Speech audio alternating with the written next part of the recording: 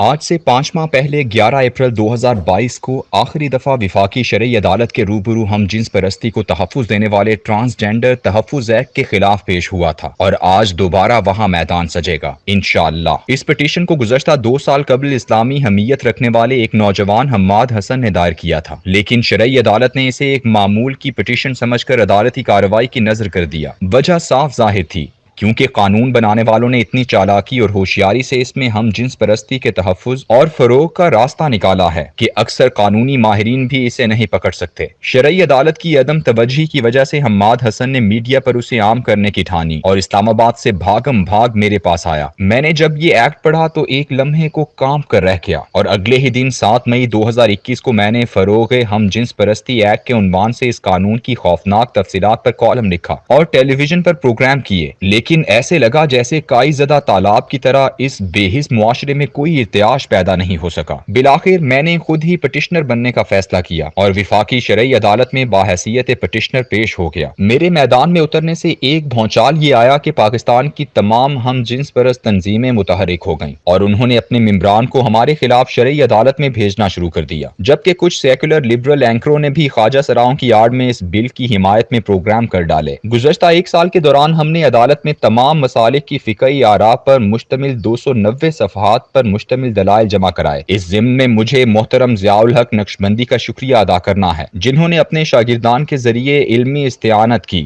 ورنہ میرے جیسے مبتدی کے لیے تو یہ کام خاصا دشوار تھا۔ ان دلائل کے بعد اب 3 پیشیاں ہو چکی ہیں، لیکن حکومتی اراکین سے چونکہ کوئی جواب نہیں بن پا رہا، اس لیے وہ مہلت مانگتے جا رہے ہیں۔ اسی عرصے میں وفاقی شرعی عدالت کے چیف جسٹس ریٹائر ہو گئے اور حکومتی مصروفیات کی وجہ سے 5 ماہ بعد اب چیف جسٹس تعینات ہوئے ہیں، تو کیس کا دوبارہ آغاز ہوا ہے۔ آج وفاقی شرعی عدالت میں پھر میدان سجے گا۔ 5 سال پہلے شاہد خاقان عباسی کی وزارت عظمیٰ میں 9 مئی 2018 کو منظور ہونے والا یہ ایکٹ پیپلز پارٹی کے رضا ربانی، روبینہ خالد اور فرت اللہ بابر نے پیش کیا، اور نون لیگ نے اس کی ہم رکابی کی۔ اس کے خلاف اکیلی آواز جمعیت علماء اسلام کی نعیمہ کشور کی تھی، لیکن وہ بھی اس میں چھپی ہوئی ہم جنس پرستی کی غلاظت کو نہ سمجھ پائیں۔ جس سیشن میں یہ بل منظور ہو رہا تھا، اس میں حکومتی اراکین بار بار یہ کہہ رہے تھے کہ جلدی بحث ختم کرو، ورنہ اس کا کریڈٹ آنے والی حکومت لے جائے گی۔ پی ٹی آئی برسر اقتدار آئی تو اس بل کا دفاع وزارت انسانی حقوق کی سیکولر لبرل وزیر شینی مزاری کے سپرد ہو گیا، اور اس نے نون لیگ اور پیپلز پارٹی سے بھی بڑھ کر حصہ ڈالا، اور اس قانون کے تحت جو رولز بنائے ہیں انہوں نے یہ قانون بہت مضبوط بنا دیا۔ 5 سال بعد جماعت اسلامی کے سینیٹر مشتاق نے اس قانون میں ترمیم کا ایک بل پیش کیا ہے، جبکہ مولانا فضل الرحمان کے بھائی عطاء الرحمان نے بھی مذمتی قرارداد 5 سال بعد پیش کی ہے۔ لیکن ساتھ ہی ساتھ اسی پی ڈی ایم کی اتحادی پیپلز پارٹی کے قادر مندوخیل اور شاہدہ رحمانی نے اس بل کو مزید مضبوط بنانے کے لیے اور اسے ضابطۂ فوجداری کے ذریعے تمام قوانین سے منسلک کرنے کے لیے بھی 2 ترامیم جمع کروا دی ہیں۔ جمہوریت کا کمال یہ ہے کہ اس میں حق و باطل شانہ بشانہ چلتے رہتے ہیں۔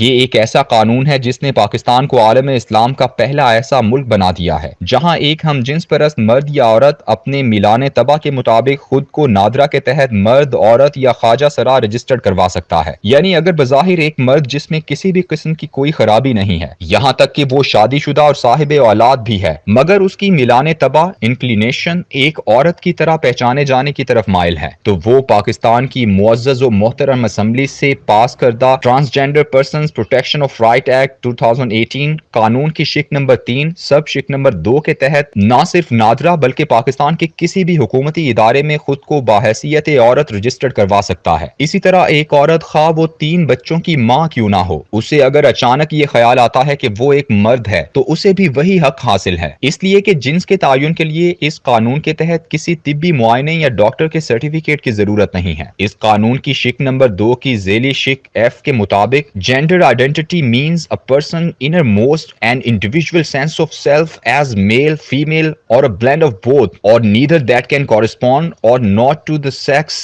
assigned at birth۔ جنس کی شناخت کا مفہوم یہ ہے کہ ایک آدمی پوشیدہ ترین طور پر جو خود کو محسوس کرتا ہے یا اس کا ذاتی طرز احساس جو اسے بتاتا ہے کہ وہ مرد ہے، عورت ہے، دونوں کا ملغوبہ ہے یا نہیں ہے، یہی اس کی جنس ہے، خواہ وہ اس جنس سے مختلف ہی کیوں نہ ہو جو پیدائش کے وقت اسے بتائی گئی ہو۔ اسی تعریف کی بنیاد پر اس قانون میں ایک اصطلاح ڈالی گئی، सेल्फ रिसीव जेंडर आइडेंटिटी, ذاتی تصور میں آئی ہوئی جنسی شناخت، یہ ہے وہ ہتھیار جسے قانونی طور پر پاکستان کے تمام مرد و زن کے ہاتھ میں دے دیا گیا ہے کہ اب وہ جب اور جس وقت چاہیں خود کو مرد سے عورت، عورت سے مرد، مرد سے خواجہ سرا، خواجہ سرا سے عورت کے طور پر رجسٹرڈ کروا سکتے ہیں۔ تبدیلی جنس کے اس ذاتی حق کو استعمال کرتے ہوئے جولائی 2018 سے لے کر جون 2021 تک صرف 3 سالوں میں 28,723 افراد نے اپنی میلان طبع اور اندرونی طور پر محسوس کیے گئے احساسات اور جذبات کی بنیاد پر خود کو اپنی پیدائشی جنس سے علیحدہ شناخت کے لیے نادرا کو درخواست دی۔ ان میں سے سب سے زیادہ مرد ہیں، 16,530 مردوں نے عورت کے طور پر رجسٹر ہونے کی درخواست دی، 12,154 عورتوں نے درخواستیں دی ہیں کہ وہ قانونی طور پر مرد لکھوانا چاہتی ہیں۔ اس قانون کے تحت کسی میڈیکل معائنے یا ڈاکٹر کی گواہی کی ضرورت نہیں ہے۔ سب سے بڑی گواہی اور سب سے بڑا قانون انسان کے پوشیدہ ترین اندرونی احساسات و جذبات کی گواہی ہے، جو اس قانون میں حتمی گواہی ہے۔ پاکستان کا کوئی بھی وزیر اعظم ایک دن خواب سے بیدار ہو اور اچانک اعلان کر دے کہ مجھے اپنے اندر ایک عورت یا خواجہ سرا جیسے جذبات و احساسات محسوس ہو رہے ہیں، تو پاکستان کا یہ قانون چشم زدن میں بغیر کسی طبی معائنے کے اس وزیر اعظم کو عورت یا خواجہ سرا کے طور پر رجسٹرڈ کر دے گا۔ کوئی ماں بچوں کو چھوڑ کر مرد بن سکتی ہے اور کوئی مرد بیوی کو چھوڑ کر عورت۔ اس قانون کا ایک اور باریک نکتہ یہ ہے کہ اگر آپ براہ راست مرد سے عورت یا عورت سے مرد نہ بھی بنیں کیونکہ عوامی رد عمل سے بہت زیادہ خائف ہوں، تو پھر پہلے زینے یعنی سٹیپ کے طور پر آپ خواجہ سرا بن جائیں اور یوں دنیا بھر کی ہمدردیاں سمیٹنے کے بعد ایک دن عورت بن جائیں یا مرد۔ ایسے خواجہ سرا کو جنسی تبدیلی کے آپریشن کا بھی لائسنس مل جائے گا۔ خوفناک بات یہ ہے کہ ایک مرد عورت کا شناختی کارڈ بنا کر ایک مرد شناختی کارڈ والے کے ساتھ خاموشی سے نکاح پڑھوا کر شادی رجسٹر کروا سکتا ہے۔ کس قدر ذہین اور شاطر ہیں یہ لوگ۔ آج شرعی عدالت میں پیشی کے دوران احباب سے دعاؤں کی درخواست ہے۔